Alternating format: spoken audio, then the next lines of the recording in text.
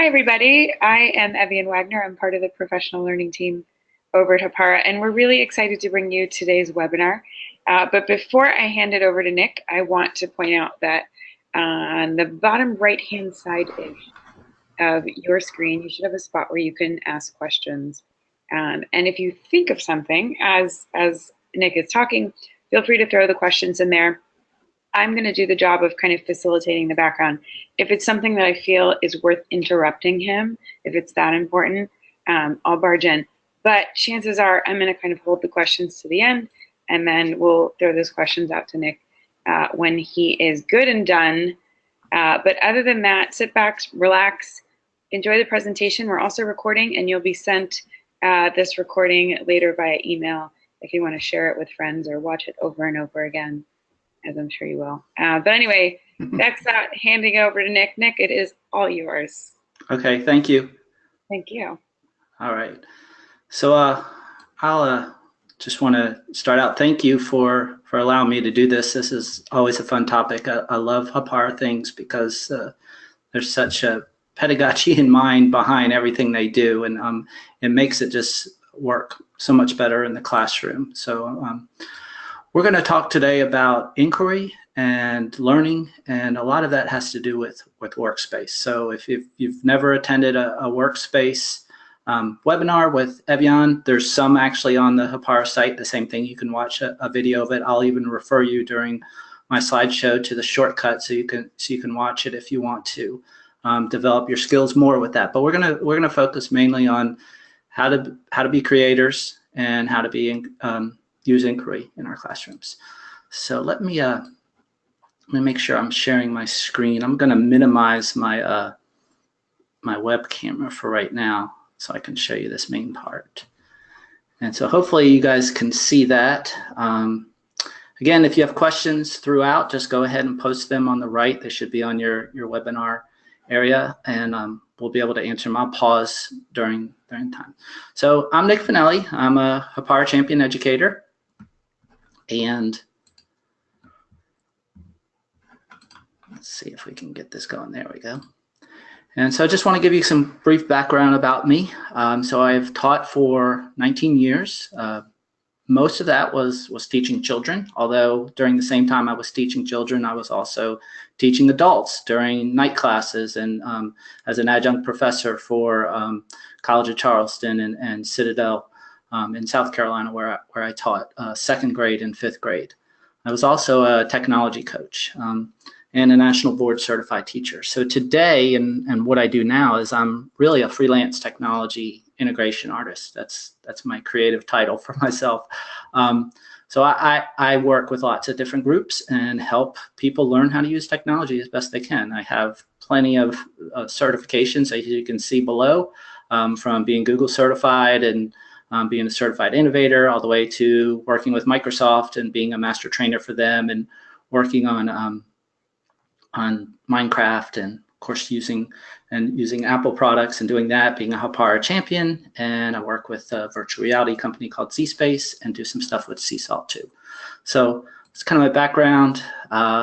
Some of the companies I've worked with and who I help out are listed below. So I've been doing this for about 8 years on my own outside of the classroom. And it's a fun thing being able to see all the different schools and what they can do. But Hapara definitely is one of those things I always try to encourage people to get or use, because it's what I would use if I were teaching right now today.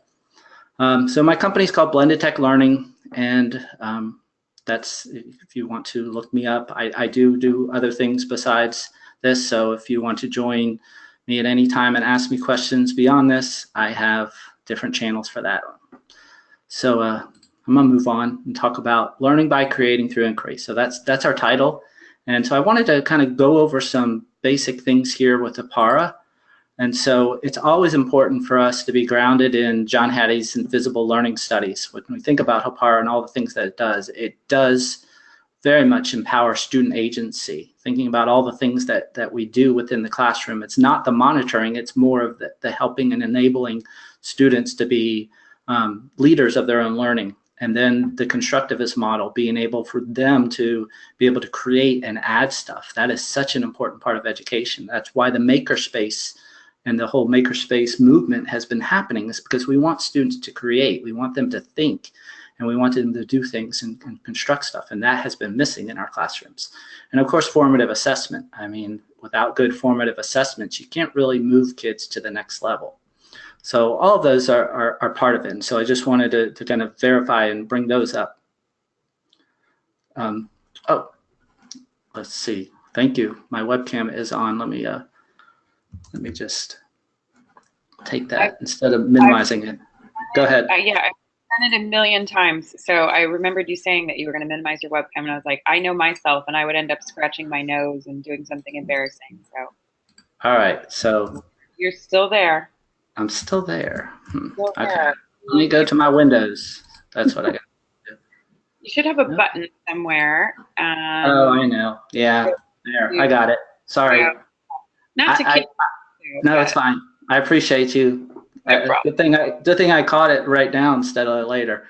All right. So they probably saw me in the middle of all this stuff showing my information, but I can show that at the end too if I need to.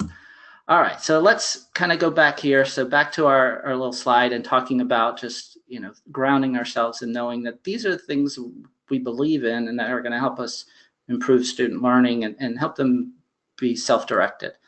And so, of course, we have the Hapara 3 that we use as instructional management. So when I think about inquiry, I think about using all three of these things because you are truly taking on the facilitator role, and the student is taking on that full agency role of guiding their own learning. And all three of these are essential. Now, Workspace may be the main place because that's where you're going to see evidence and things like that for the learning, but you will definitely use highlights along the way to help guide them, push them along. The dashboard is going to be nice for you to monitor as a teacher how they're moving, because if you have students doing multiple inquiry projects or inquiry ideas or essential questions or challenge-based things, they are definitely going to be on different paths, and you need to be able to see what they're doing. You won't be able to tell necessarily because everybody's not doing the exact same thing. So all three of those tools come in handy.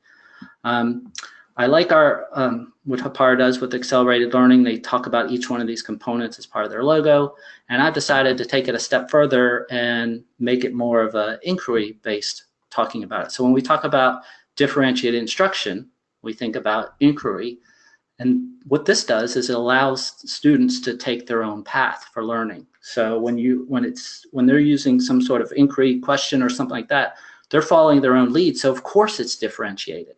The other thing that's nice is when you use tools such as the Workspace, they might even have their own workspace that they're working in, and that's actually showing their journey. Or they may be working on something and they're on their Chromebook or something, and you can bring up the highlights tool and see what they're doing and help guide them for areas that they need help with. So really, this helps you take on that facilitator role and differentiate the instruction, because they're all going to have different ideas. You might have groups of students working on the same kind of inquiry together, which is not a problem, and actually brings me to the next one, which is collaboration and relationships. So the whole goal of this is not to have them just, oh, you just get to go work on anything you want to do by yourself and you don't have to worry about anybody else. No, we want them to be part of a digital community. And so part of this is finding those areas where their strengths might help somebody else, or an area where they have a need, you might be able to pair them with another student that found some great research or found a great site that could help them, and kind of get those people together. So it doesn't have to be a self-study. And by you monitoring it and being that facilitator role, especially with the Hapara, being able to look at the highlights, being able to look at student work as they're doing it, and being able to track their activities, or actually looking at each student's workspace, whether it's a workspace you've created for all the students and they just have different sections they're working on, or if the students have their own workspace and they've shared it with you, and now you're kind of looking at that as an individual kind of binder in a way. Brings me to the next point, which is talk about formative assessment. I love formative assessment. There's so many nice little tools out there for formative assessment. And a lot of times we let the digital tools take over, but just think about your training as a teacher, and those are the things that really change how students learn. Because if you're monitoring their progress, you're monitoring their growth, and you're helping them see that for themselves their growth, then you can kind of adjust and help and guide them and be along the way of that journey. The formative assessment is where you make those changes so that a student who is struggling to find research or struggling with their answers, you can be able to do things to get them moving in the direction that they need to.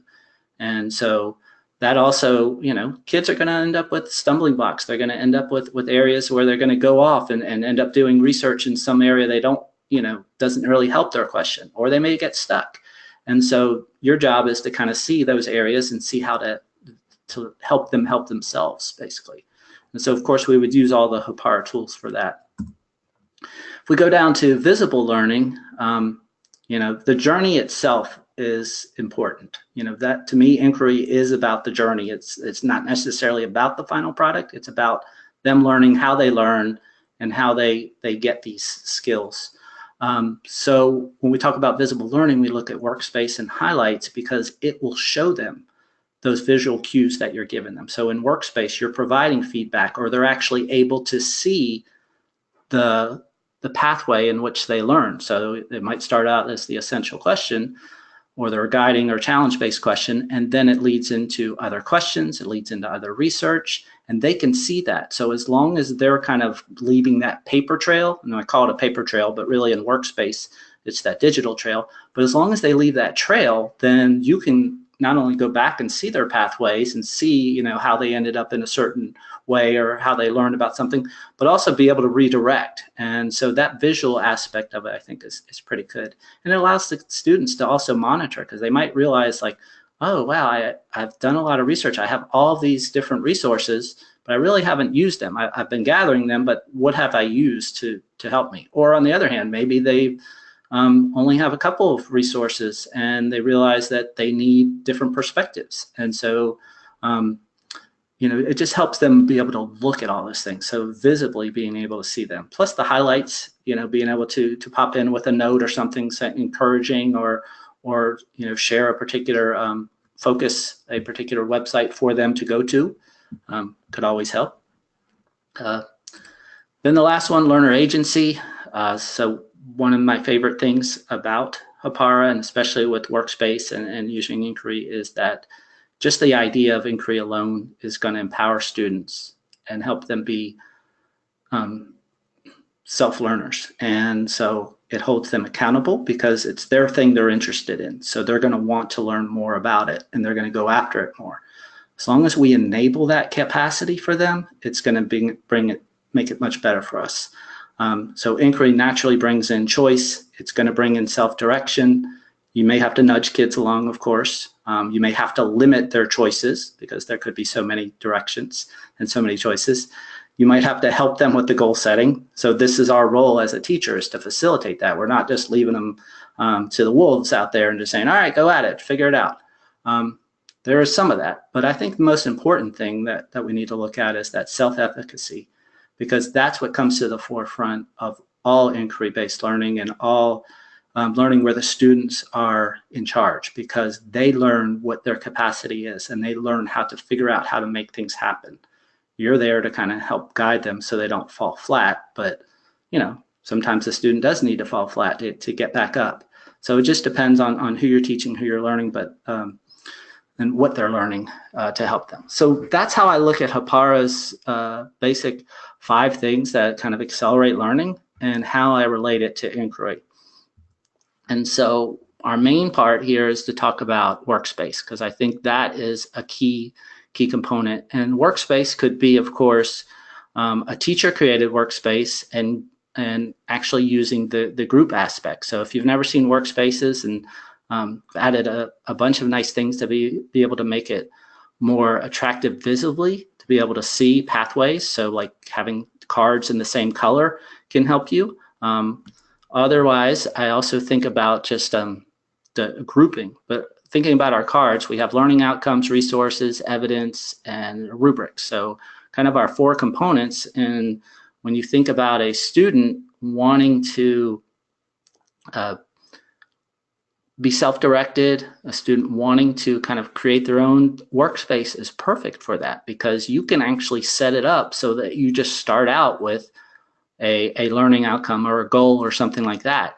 And then they take it from there, and you're just watching them as they build upon it. So they build upon more questions, and they add more resources, and then they provide evidence. So then finally, maybe some sort of rubric that you've decided on together. And that brings me to my next slide that just talks about this is how I would set up a classroom workspace, or actually make a template or something for an individual to kind of be guided by to create their own inquiry workspace. So we would start out with a goal, like an essential question, some sort of directive for them. And, as a teacher, I'm worried about the standards and objectives, whereas the student, they should just be worried about the question. And so I can actually fill in as a teacher on any child's or any student's workspace. I can put in those standards to show them this is actually what you're learning about. And they might not even realize that they're covering so many different things just by attacking or trying to answer this one question. Of course, you would have some sort of direction or talk about what is a good essential question, what does it cover, those type of things. Then the middle part here, these two in the middle are the resources and evidence. So if you are not creating your own workspace, and I'll provide some examples so you can see, but if you're not creating your own workspace, then the students have access easily here to add resources and of course add evidence, whereas the goals and rubrics, for the most part, those are usually set up by the teacher or the class leader. And so these two, if we're looking at resources, this is really to show the journey. How did you find out what you found out? Where's your data that's backing up? We're data driven because we want to know that you just didn't make it up, or you just didn't find this information from someplace that it's not even a valid area to find information, because we have so much misinformation out there. This is an important part of learning today, is looking at those resources and trying to figure out what it is that's valid and how it can be. And so there's a lot of learning just in finding resources. And then as far as evidence, my goal anytime I'm doing things with inquiry and having students create stuff is to just have them almost log a timeline or a check-in of their progress so that they can be self-monitoring. Even if I provide a checklist or some sort of thing, like by this date you have to have this done, it doesn't mean all their questions or all their research has to be done, but kind of allowing them to see that even if I'm self-guided, I still have deadlines. If we think about authors, authors would probably write a book forever. It's not until their editor says, you know what, we got a deadline and you just have to stop at this time. And so students have to understand that, that's the real world, that there are deadlines for certain things. And, because there's definitely scientists and other people out there that are still trying to discover that one question. They have that one question in mind. They're still trying to figure out. And that's learning. That's curiosity. And doesn't mean it has to stop, but we might get to a point where, okay, just share what you have at this time. This is where you got. You may not have figured out your answer, but this is how much progress you've made towards that answer. So the evidence here could, of course, offer that. And this is where your products come in. This is where your creativity comes in, because you give them choice in how they present what they're presenting, because it might not be natural for them to present a paper on it or a slideshow. Maybe it's better for them to write a song about it. Maybe it's better for them to have a skit or a video. Maybe it's better for them to create a website or some other aspect that they're trying it out and we're able to see and testing it with the community, because this is where we want them to start thinking about more authentic things. And this kind of lends itself to more project-based learning too, because we want it to be authentic and we want it to be real. And so the students, we don't want them just doing it for learning's sake. We want them to see that this has some possibilities to maybe help the world or help their community or help someone else understand something better. And so the evidence part is huge. And then the last part, it would be the rubrics.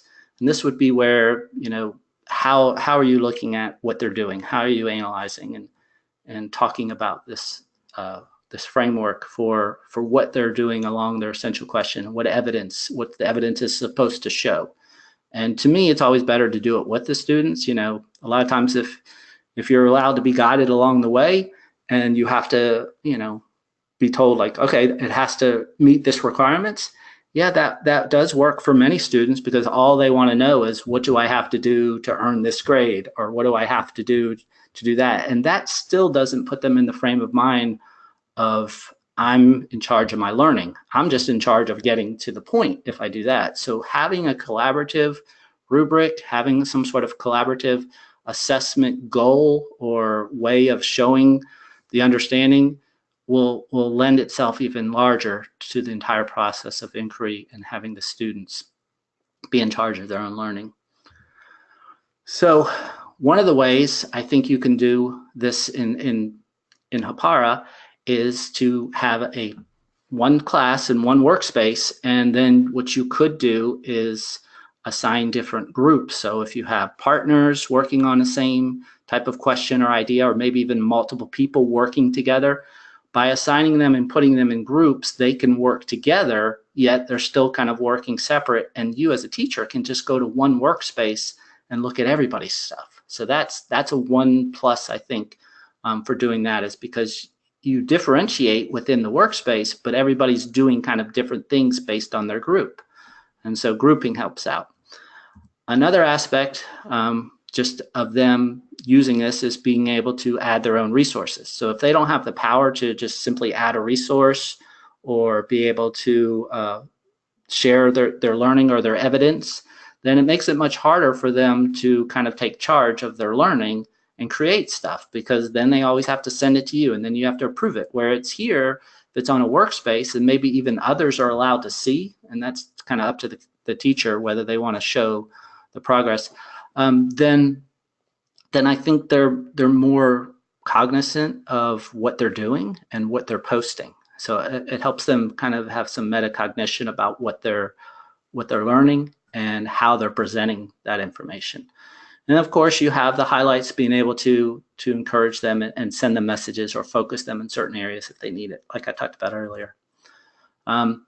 If you were to have a workspace that you wanted each kid to do, they could create their own and make it shareable so that other students could see, or they could make their own and then add you as a teacher. So then basically it's just a two-person workspace, but it's strictly just for you two and no others would be able to. And that's if the student created their own. And I know that's not always the case in some districts. They might not allow the students to have that capacity. It just depends. But the great thing about sharing these is that once the product is finished, you not only see the entire workspace, but you see the progress that they made, you see the final products. So it's a nice way to be able to share the journey and not just the final thing. Because a lot of times that's all we see is the final thing. And somebody could have worked so hard and maybe their final product doesn't look like much, but looking at where they came from, makes a big difference. All right, so just to remind you, if you're using the Hapara tools, you have teacherdashboard.com for you as the teacher, and then the students would go to mystudentdashboard.com. And some other things, and these are also in the Workspace webinar. So there's the Workspace cheat sheet. It kind of talks about some basic things, also some more advanced things. So making different, using the HTML to make different colors and bolding and things like that on the cards. Some nice little tips were in that webinar.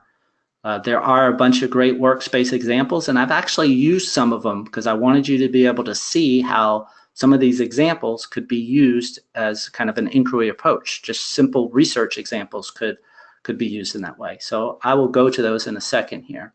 But there are a bunch of great workspace examples. You can go to the Hapara website and they have those. You can search under workspace examples. I'm sure Evian probably has a direct link to those right away. So here's the workspace itself, some more kind of just little pictures here by just color coding. You can see how the goal is kind of grouped with the evidence. Of course, you can put videos in there, you can put pictures, all sorts of different things. You can add additional teachers if they need to help, or maybe if you have another teacher that needs to assist a student because of ESL or some other accommodation. And just for you, looking at the entire group and the workflow. So it's easy to assign goals, resources to one group or all the groups. And then when we think about other things, it's, you know, outside the box type things. You could scaffold the learning and have certain groups in different colors. And so that way it helps you see the pathway that you're clicking on. So when we're in a workspace and I just want to look at all the lesson 1 items, I can look at them before the lesson 2 items necessarily are released or students are on those. Depends on your path and how they do it. There's lots of ways, of course, to do this. There's the quick link, and I don't, if this, oh, good, we do need a different one. So Aaron, thanks for adding that in. Added in Workspace Examples link on the chat area there. So that's helpful for you guys. And if this one's still available, that would also be great for you to check out Workspace. So I'm going to go out of this now and go into my Hapara Workspaces. And you can see I have a number of classes here, but I'm going to choose this class right here. And I have a number of different ones that are published. And some of these are from those examples. So I'm going to actually start out with the artist study. And so this is one that was created and was on that great Workspace Examples. And if you look at it, we have color coding course for each section. So we have the study goals, we have the resources. So this was actually done as more of like a research project. So if you imagine doing traditional research, you would say, okay, we're going to learn about a particular artist and everybody's going to kind of have a place where we start, you know, find an artist you're interested in. Here's some pictures of different art. Here's some background about these particular people. And a lot of that is done by the teacher. It doesn't have to be, but you know, you could kind of class source that and then make an inquiry project from that where students are directed. So it doesn't have to be total inquiry where they just start like, hey, I just want to find out how the straw works, or, you know, who invented chalk and you know, how that happened. It can be more, you know, tailored to what you're trying to teach, because of course you still have standards and you still have things that you want the students to be able to do. So so if you look at this left side, of course, these are the goals, and notice these are shown to all groups because there's just one group. And so everything here is done to one group, but they've listed standards. They have a little task. Of course, the show more just tells a little bit more about the particular item. But see how they have guiding questions just within this. Then the research, of course, you can add videos, things like that. They put it in different color, I guess, just to differentiate for themselves, be able to say, okay, this is different from where you're starting with your questions. And you also have links to direct places and maybe an explanation of why that link might be good. Also remember, in Hapara Workspace, you have the ability to put little icons to help them. So there's under the resources, and of course, if a student needs to add a resource, they would click on the plus and add a resource. And so adding a title, adding a description. So when you do this and students may be working on individual stuff, it will still be added to everybody's items. So even if you had multiple groups, it would be added on that item if you had the particular workspace and just invited students. So let me cancel out of this. On the right here, we have evidence. So these would be, you know, under this project, they have the artist. So this might be where your inquiry would actually start. So this could be your research that you started, your goals, and then all of a sudden the student chooses a particular person that they want to know more about and their art, and they really dig deep into that. And then their research study comes into this. So it doesn't mean this is not part of inquiry, but now you want them to create. And I liked how they had them create an artwork in the style of the chosen artist. And so that to me is how we might approach anything. So even if it wasn't art, you know, how would you write in the style of this writer? Or how would you go about creating an alternative to using, you know, sidewalk chalk, for example, if they were interested in chalk, as I gave as an example earlier. So those type of things is like, what did their research come up with? You know, I have a son who's very much interested in in Tesla and electric cars. And so everywhere he goes, not only is he spotting those, but he's also looking at different ways that cars could actually run. So he's like, did you know that there's, a train that actually runs on magnets, and it actually hovers over the track, and it uses the magnets to propel it and also help it stop with ease. And he's like, what if there were tracks on the road and cars could do this? So it just opens up that kind of talking, and then they just want to research more about it and learn more. And, there may not be a final outcome, but the final outcome is really the journey of how they got to where they got and what knowledge they gained and how they're going to use it for something else. So here in the cards, we have the artwork again. And then the last part is the rubrics. And just, again, like I said, a shared rubric is always better. So this is just going to open up just a spreadsheet in Google. And of course, you could do this shared way. You could do it, give them different parts. It could also be used to help them grade each other. So knowing this rubric, they could give assessments to each other or themselves. Maybe make a Google form out of this and post that in there so that they could self-assess. Oops, wrong one. There we go. And then of course, the artist study artwork right here. So besides the research, here's the rubric on the artwork. So the things that they actually had to provide evidence, it's showing it here. So they're all connected, but you can use whatever way you want. So that's just one example. I just thought it was neat to be able to take something like art and just have a project that you may have started out with.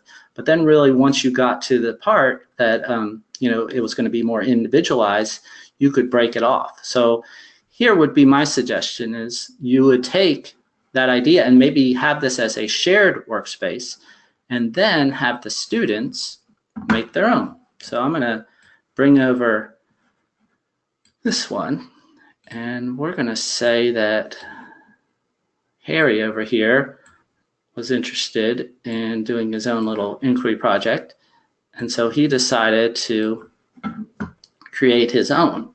So I have two things here. So the first one is the Philosopher's Stone one. So let's say he was interested in finding out about that. So he could just create a new workspace.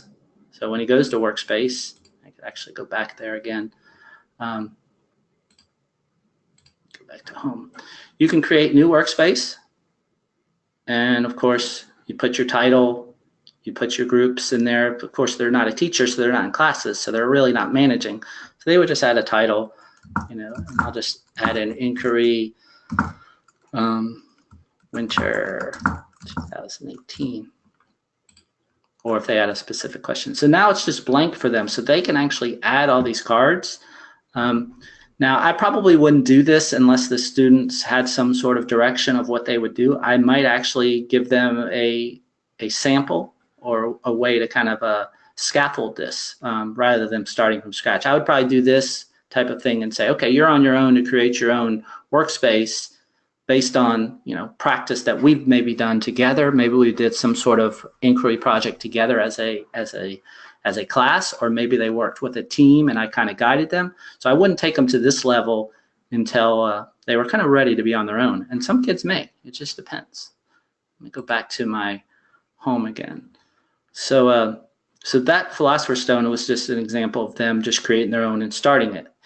The inquiry journey that is right here was actually created by the teacher. And so this is actually just a student in the class, and they only get to see their group. So I'll show this on the teacher end, but this is the student end. So really this is a starter. So the starter is, okay, questions drive inquiry. The more you learn about, the more questions you probably have. So see the sample below to see the sample question log. So they see this and they say, okay, let's open up this Google Doc and see what my sample question log is. And so this is done by the teacher, and we're just going to pretend that the teacher is Albus Dumbledore, and he's interested in Horcruxes. And he's got an essential question: what power does Horcruxes have over the wizarding and muggle world? And then he starts listing his questions. Of course, this question list is not going to end. And sometimes, just depending on how you run your class with inquiry, is do you have them answer their questions in here, or do you have a space where they provide evidence, or that kind of pathway just needs to be decided based on your style. But usually providing them some sort of modeling is always good. I've been working with a bunch of teachers on some virtual reality the last couple of days, and much of their work is into modeling, and they're using, of course, a lot of the NGSS standards. NGSS stuff is about modeling and showing an understanding for learning. So the more we can get kids to show their understanding of learning, whether it's through written work or video or visuals or audio, the more powerful it is for them and for us to kind of help them. So here's the example. And if I go back to the essential question, notice I did the same coloring over here. So now they have to provide evidence. So now they have the exact same thing, and they click on start. And now it'll open up for them their inquiry question log. So it's going to be more of a blank template rather than the example one. And so they'll have to start from scratch here and type in their name, their topic, and their essential questions. But at least I give them some place to start, and they have the sample one to go by. And it just depends on your track. If you're focused in them more on a research type thing, and they're just interested in a particular artist because you're having everybody do artists, well, that doesn't mean your inquiry, is not going to be, is it going to be the same for every student? Everybody's going to have a different path, and you're going to want to be able to monitor that. So this is this particular student's, and so now under the research, notice we don't have anything under rubrics yet, hasn't been added yet. The resources, an easy plus for the students. Notice the evidence. They can also, if they have or come up with additional evidence, they can add evidence over here. So these two items are available as the students working through it, but notice the goals are not. This is more for the teacher to do. So that's the student side of this exact particular inquiry template that I created. Let me move this out of the way, and let's look at the teacher side. This does not want to minimize. There we go. All right, so now let me go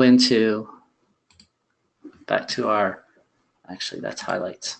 Let me go back up to our home, and we'll look at the inquiry journey, and this was the part created by the teacher.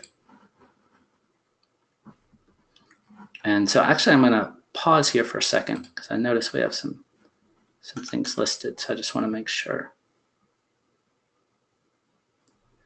All right, so I don't know if you saw Evian listed, one of the participants listed a Romeo and Juliet that is inquiry based, and so they've shared that, so that's nice. It offers student choice of projects, which is, again, choice is part of that inquiry, is their decision and guide. You don't have to leave them, for the entire way to make all the decisions. You limit them based on what they can do. Okay, see if there's anything else. All right, cool. Thanks for sharing that. The next, so I'm back here at the teacher created inquiry project. So now I have 7 groups. So notice each student is actually their own group. So this is posted for all groups as the teacher, but when I go here to edit groups, you can see I have a separate group for each student. So each student has their own, project themselves that they're doing, but as far as everybody I can see, their research is going to be separate, and the things that they post will be different because it's just posted for them. So it allows me to just hone in on where somebody else may need something. So if I go to evidence or resources and I find something that I might want to share for a particular student, I can type in title. So let's say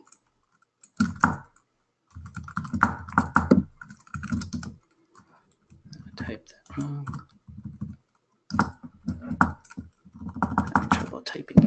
All right, philosophers. All right, so let's say I have this here and I have some sort of description, and then maybe I add a particular website, or I have a particular document that I want them to go to, a slide or a doc that I've created. Or if you have, of course, pictures or media you want to upload. But the cool thing about it is once you have whatever media is in there, then you don't have to send it to all groups. You can deselect this and just send it to the one person. So it's going to show up on your stream, but maybe you can even put in a question. Or let's see, let me put this link in there. I'll just find a quick resource for them. I could have also sent this resource to them via highlights. So if I'm just looking up trying to help them, philosophers, stone.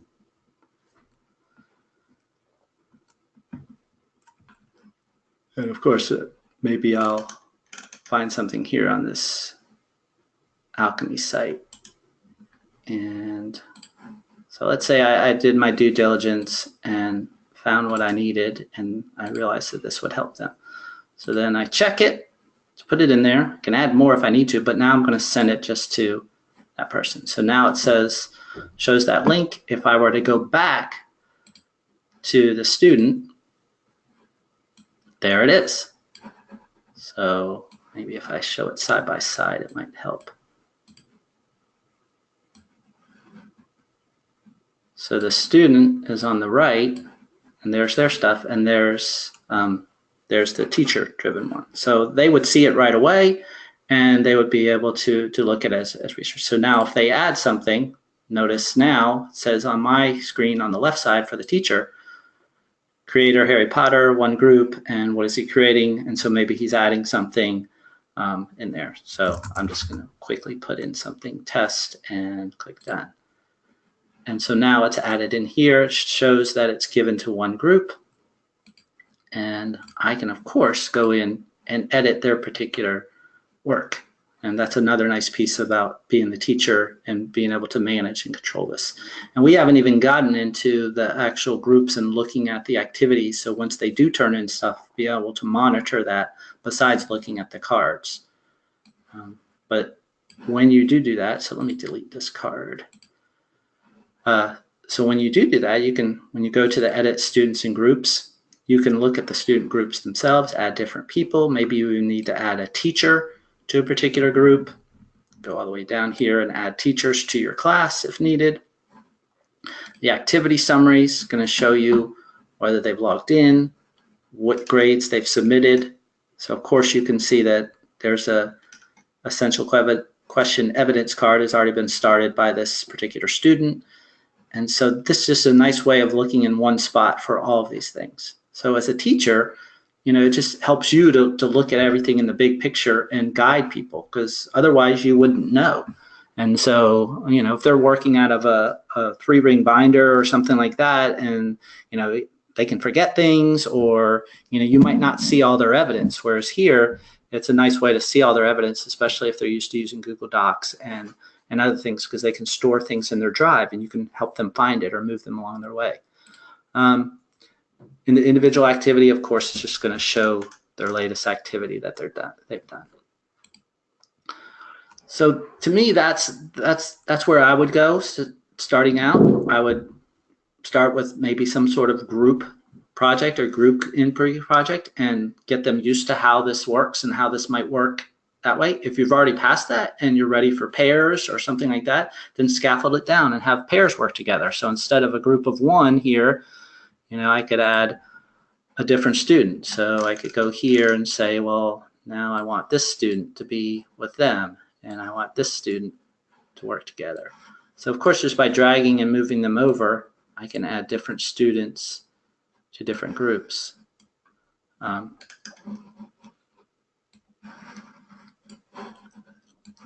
we go. And you can change the names of the groups just by editing them on the 3 dots and changing the colors if needed. And we'll leave Mr. Malfoy by himself. All right. So going back to Workspace. Again, this is a template for starting them. Or you could go back to and just say, students, you can create their own. So you have all sorts of levels of getting them to start. The key part about any type of inquiry besides the journey is the evidence that set themselves. They have to have some choice. They have to have some way of how they're going to show their learning or show their progress, and have discussions about that and make sure it is something they can capture. And so if they create it all out of their hands and doing things, well, make sure they can take a picture of it and make sure in that picture, they can have an audio recording that explains or models their understanding of what they came up with. Or if they've done something else with video, allow them to do that. It does take time, and creativity does take time. It's not just going to happen. Even for people who are creative, because creative minds tend to think over and over and over again about something and always want to make it better.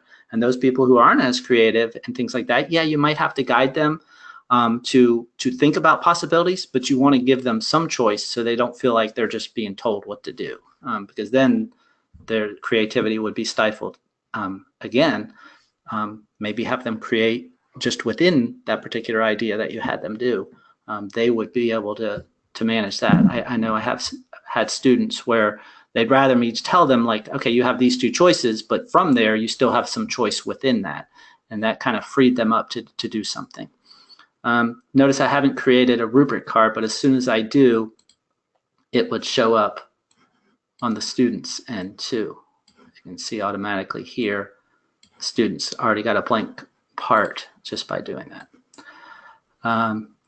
So I'm going to just see if there's any questions, because we're getting close to ending time.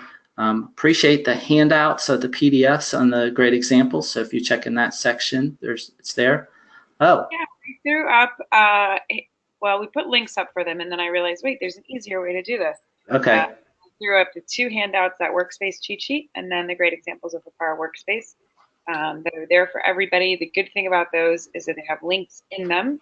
That great Hapara examples one, or the great Workspaces examples, you can link right to them and make copies of them and use them right away with your students.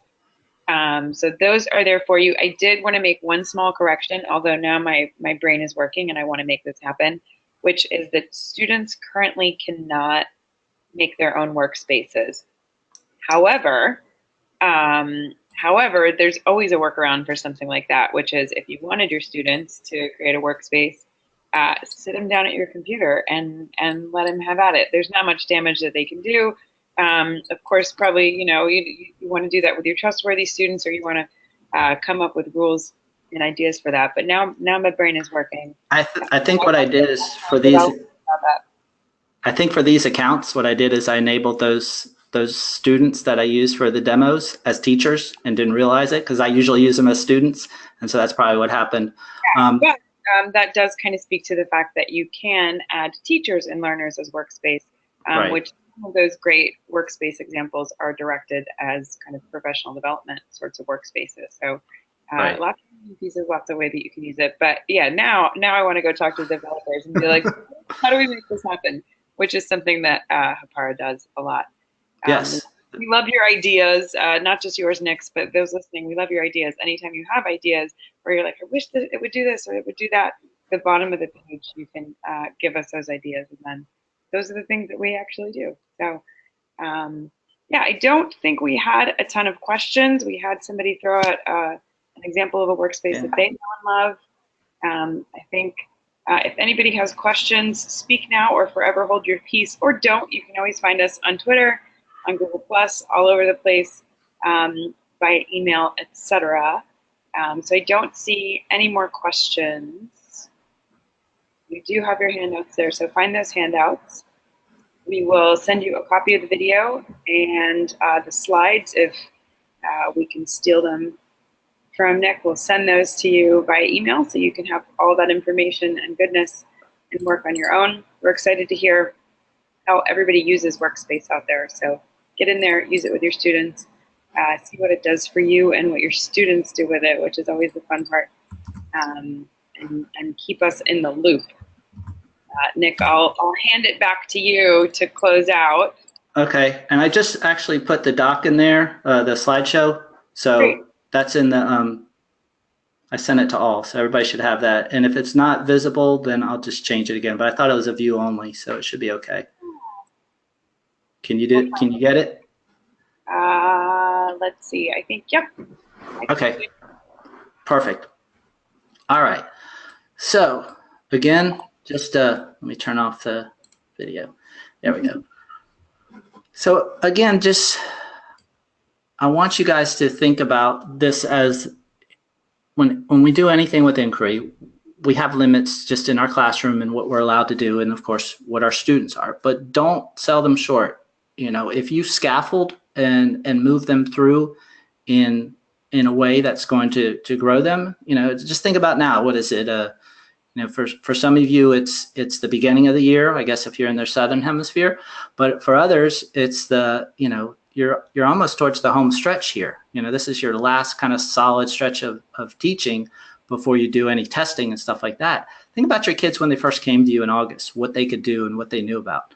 So, or even September. So what you can think about this way is this is going to be a process, and you want them to learn what it is that they're trying to do with inquiry and build on that, and not always just let them loose in the beginning. You know, some people who have students who are multiple ages, or they teach the same group of students for multiple years. This lends itself very well because you already know your students and you're moving on with them to the next part. So I know a lot of Montessori classrooms do this, especially with project-based learning, things like that. It's also great for like IB schools, just because they're into that portfolio mode and being able to show artifacts of what they're doing. So this also lends nice to that. But that's it. That's all I have for today. I appreciate you guys coming. Just the last part, I just want to do a little shout out. If you want to follow me, I'm at Nick Finelli on Twitter. And also I do Facebook Lives and YouTube Lives every Monday at 7:07 p.m. Eastern Time. I'm on Facebook. You can ask questions. You can watch me do demonstrations of questions that were asked during the week. And then I do YouTube Live on Thursday. So that means in a couple hours, I'll be on doing some specific stuff. Tonight's mostly some Google things. So if you're interested in that would be great. There was a lot of Google questions this week. And I also offer courses to be certified educators in Microsoft, Google, and Apple. And I also do professional development in schools. So that's all I wanted to share. I appreciate your time, and thank you. Thank you, Evian, for helping me. Yeah, of course. Everybody go follow Nick and get on board with his stuff. He's a great resource. He's been a friend of ours for a while, and not just a friend of ours, he's a friend of all technology things in the classroom. So it's a wonderful resource for you. Get on board with him. Stay in contact with us. Nick, thank you so much. Sure. Bye. Thanks a lot. Everybody else, have a great night or morning, wherever you are. Thanks a lot. Bye now.